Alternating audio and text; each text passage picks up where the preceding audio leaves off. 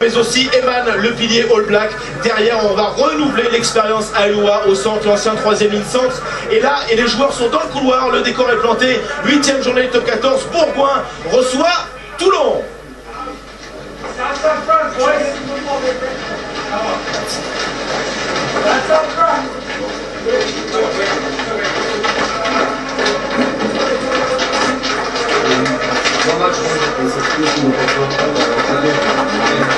Moi, je t'appellerai noir pendant le match.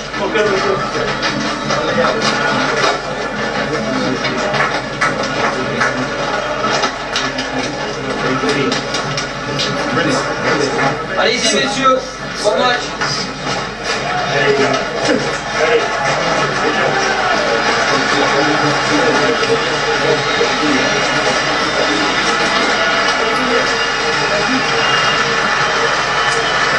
L'entrée des joueurs sur la pelouse du stade Pierre-Ajon, comme si vous y étiez, c'est déjà l'urgence pour tout Bourgoin, le public qui sera très important dans cette rencontre face au Rugby Club Toulonnais. Les hommes d'Éric Catino, c'est vrai, avaient de forts arguments à l'aube de ce championnat 2010-2011, mais ils ont déjà grillé des cartouches importantes. Seul Agen a été battu ici à Pierre-Ajon, c'était lors de la 4e journée, et déjà c'est un match très important où il faut impérativement gratter des points rapidement. Peut-être un mot aux côtés de Pierre Buet, notre homme de terrain, qui regagne lui aussi le bord de la pelouse aux côtés d'Aubin Weber. Les conditions sont peut-être bonnes pour Pierre Buet, l'ensemble des joueurs. On en reparlera dans un instant. Un coup d'envoi fictif a été donné pour cette rencontre, mais nous on va s'attarder au vrai coup d'envoi parce que c'est l'heure de vérité pour les Bergaliens qui reçoivent les Toulonnais.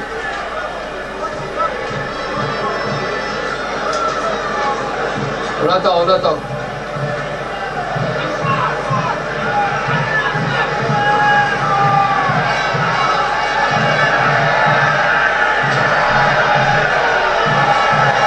8e journée du top 14, c'est le match d'ouverture. Romain Poit est dans les starting blocks, tout comme les Bergaliens et les Toulonnais de Juan Fernandez Liobé. Et le coup d'envoi est donné par Alberto Di Bernardo. C'est parti pour cette 8e journée.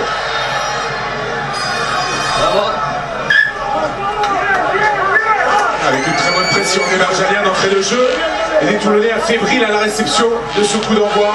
Premier en avant, première mêlée. Toujours intéressant de suivre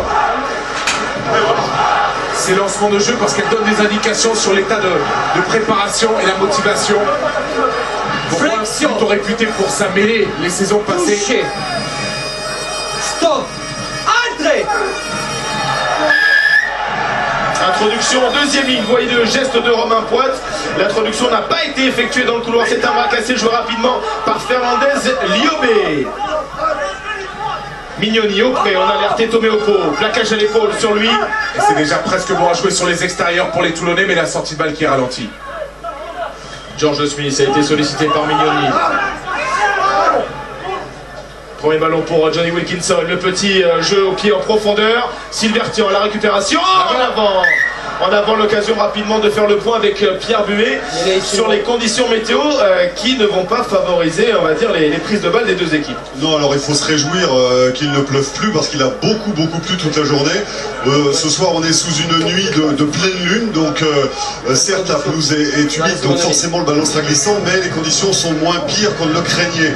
Une autre information intéressante, vous l'avez peut-être signalé lors de la composition d'équipe, messieurs, c'est la présence de Deval Sénécal dans la mêlée toulonnaise, tout simplement pour ramener un peu de puissance. Il fait 10 kilos de plus que Christophe Sanson qui du coup lui a glissé sur le banc des remplaçants. Il rentrera plus tard quand je dirais le jeu de Toulon aura été un peu mis en place, que les gros ont fait leur travail, qu'on écartera davantage de ballons. Voilà, c'est en gros le choix qui a été fait par Philippe Saint-André et Aubin Weber. Beaucoup de puissance, beaucoup de combat devant et ensuite on écartera les ballons. Et on a cherché à prendre les intervalles rapidement avec Aelua.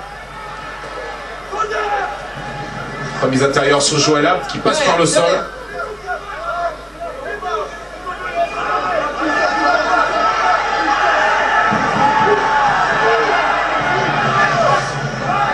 Point de fixation à l'entrée des 22 mètres de Bourgoin. C'est Toulon qui monopolise le ballon depuis maintenant 2 grosses minutes avec à la baguette Pierre Mignoni qui va lancer George Smith. Attention à Johnny Wilkinson qui peut se positionner dans l'axe peut-être pour le drop.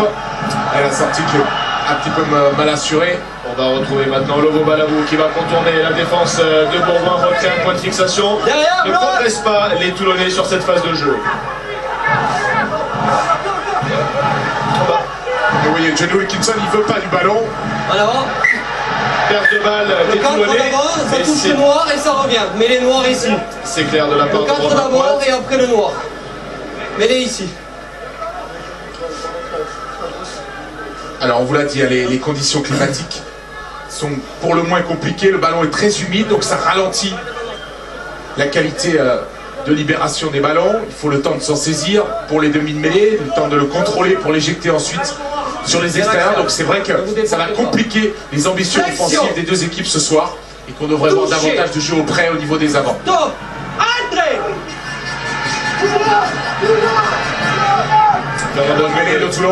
Fernandez Lobé qui conduit le camion et qui va Un bleu qui permettre l'a au sol. au RCT de récupérer cette première pénalité à l'entrée des 22 mètres. Souci déjà dans le secteur de la conquête pour Eric Catino à gauche et Xavier Péméja à droite. Toute voile dehors, c'est la petite voiture qui ressemble plus à un voilier qui va amener le tir à Johnny Wilkinson. Première tentative pour À 10 mètres, s'il le vous plaît. buteur À 10 anglais mètres. qui reste sur une énorme performance le week-end dernier. 23 points face à Clermont. Très en forme, Johnny Wilkinson. Non, vous voulez que je vous réexplique l'histoire du bateau, non? Tire-Solin, etc., etc. Non, Non, parce que... ça n'avait pas été clair lors de la journée à Mayol face au Racing. Il n'y aura pas de deuxième chance, Pierre. 4 minutes de jeu, Johnny Wilkinson se prépare pour cette première tentative.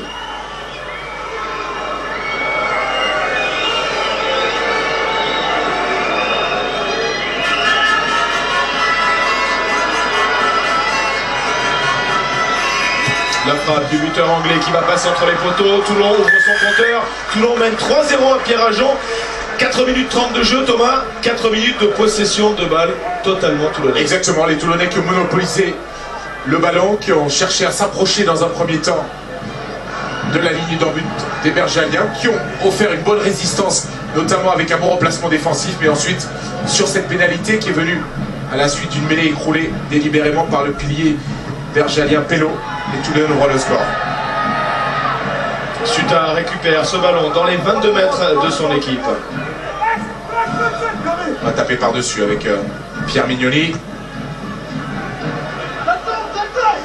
Ballon difficile dans la boîte pour Anthony Forest qui a pris un plaquage au passage. Il n'a pas relâché, il n'a pas relâché René Vous Wolf. revenez chez vous dans un deuxième temps une fois au sol. Bien vu Monsieur Poit. Vous allez voir, Wolf ici qui est au sol et qui ne fait pas l'effort, vous voyez, alors qu'il est au sol, de relâcher son vis-à-vis. On a parlé d'humidité, messieurs, on peut aussi parler du vent qui peut parfois perturber les buteurs. Il y a de petites rafales de vent. Voilà. Pour le moment, c'est relativement calme de ce côté-là. Pénalité au-delà des 50 mètres pour l'équipe de Bourgoin. C'est Alberto Di Bernardo, le buteur argentin. Il est passé par Leeds et le championnat d'Angleterre. Et L'Aquila également. Et surtout, il a une particularité, c'est qu'il a été titulaire lors des 7 premières journées. 100% des matchs disputés pour lui à l'ouverture. On va voir si il fait 100% sur cette première tentative qui est difficile. La frappe de Di Bernardo, ça part bien, est-ce que ça va passer? C'est fait! Oui, égalisation et quel pied de monsieur Alberto Di Bernardo parce qu'il faut être un grand monsieur, un grand buteur pour réaliser ce genre de frappe. Allez, magnifique effort dans une frappe très pure malgré tout. Alors qu'on revoit la faute ici, le plaquage toulonnais. Thierry Monin sur Michael Forest. Exactement.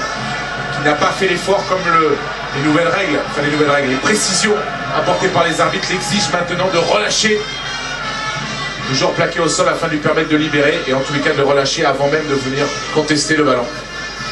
3 partout entre les deux équipes. La récupération Di Bernardo, extérieur du pied sous pression. Il demande à l'arbitre de Et je considère que le ballon a été contré.